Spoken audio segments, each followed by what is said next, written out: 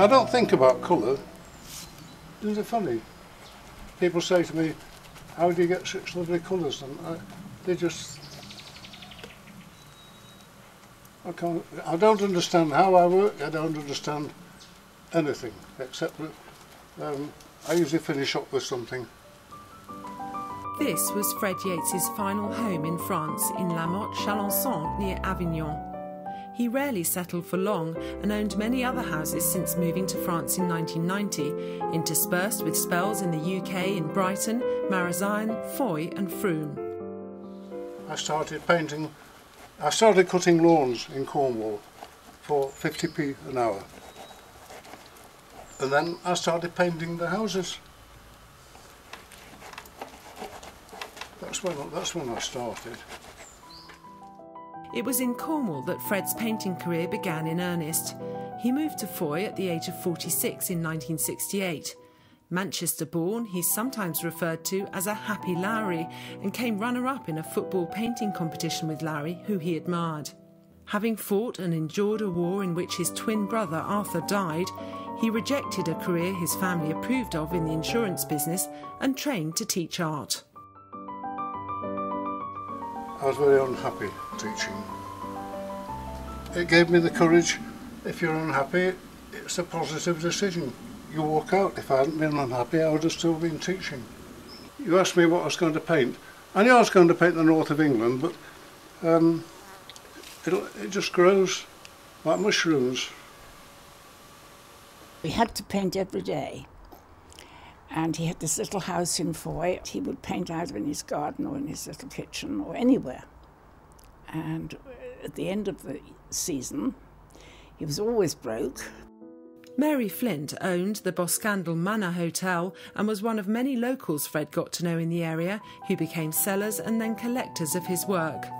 Nancy Hall, like Mary, recognised his talent and bought an important work. The painting is a sailor taking a lady to bed. So I said to Fred, "Fred, you have never taken a lady to bed." So he said, "What do you mean?" So I said, "Well, if you were getting into bed, the lady would be looking at you." So he said, "She's very shy." The Sailor's Night Out sold to Nancy in Fred's first one-man show in Plymouth in 1976. It marked a departure from the landscapes and buildings he traditionally painted. Now he was making serious art out of light comedy. His love of music hall songs and slapstick added to that. I think my paintings echo the colours of fairgrounds. I'm sure they do.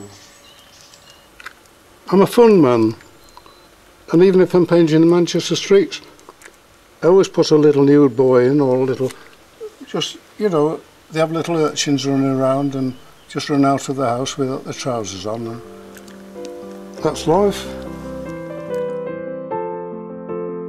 Fred often put lots of people in his paintings, something that could refer to his sadness at not having his own family. He liked painting ladies in their Sunday best. He could mimic themes like Impressionism or individual artists such as David Hockney. He also painted his own imaginary world of fairies and mythical scenes. His style proper evolved according to where he lived.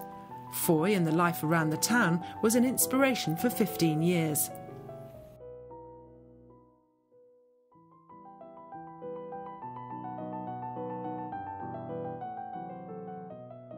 He moved to St Just in 1984, then Newlyn and then Lostwithiel to maintain privacy and to be able to paint freely.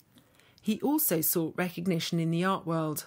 And it caused a bit of a ruckus, you know, there was a lot of controversy maybe around some of the exhibitions, and there was something around that he seemed to really like and enjoyed. It was a bit sort of provocative, and I think it drew something out in him, and I think he sort of felt like he'd found a bit of a sort of kindred spirit.